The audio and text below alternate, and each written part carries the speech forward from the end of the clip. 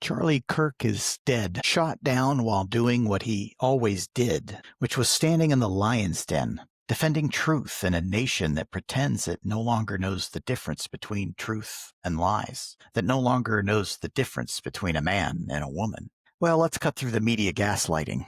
They'll tell you this was just political violence, just another tragedy. No, it wasn't. This was theological. This was spiritual warfare. This is what happens when a Christian speaks truth in a land that still bears the name of Christ, but has been hijacked by antichrist ideology.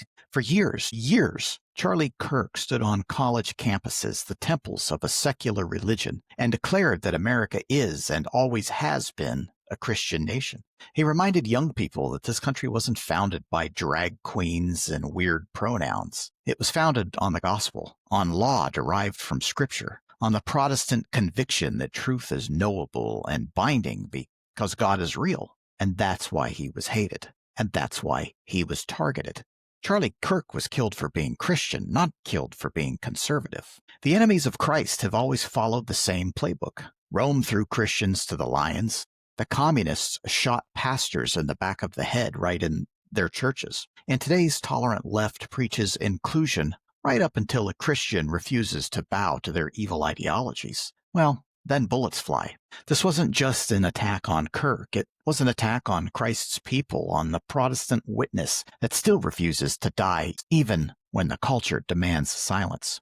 Let's not kid ourselves. This wasn't about debate or civility. The left couldn't win the argument, so they reached for a gun. That's how Satan always plays when his mask slips. Kirk's blood is just more proof. Now, here's the uncomfortable truth. Perhaps Charlie Kirk wasn't perfect. He wasn't a prophet. He wasn't an apostle. But he was a public Christian who refused to bend to the knee of Baal. And for that, he was murdered. If you think that doesn't have meaning for the rest of us, you're just not paying attention. We're living in a time when Christianity is openly mocked, when the Protestant foundations of this country are being bulldozed. Abortion is called health care, and mutilation of children, well, that's progress. When truth is criminalized and lies are celebrated. And now, when Christians stand up in public, they're not just ridiculed, now they're shot. So the question isn't, what do we want to do about Charlie Kirk? The question is, what are we going to do about Christ's enemies? Do we keep pretending America is a neutral playing field?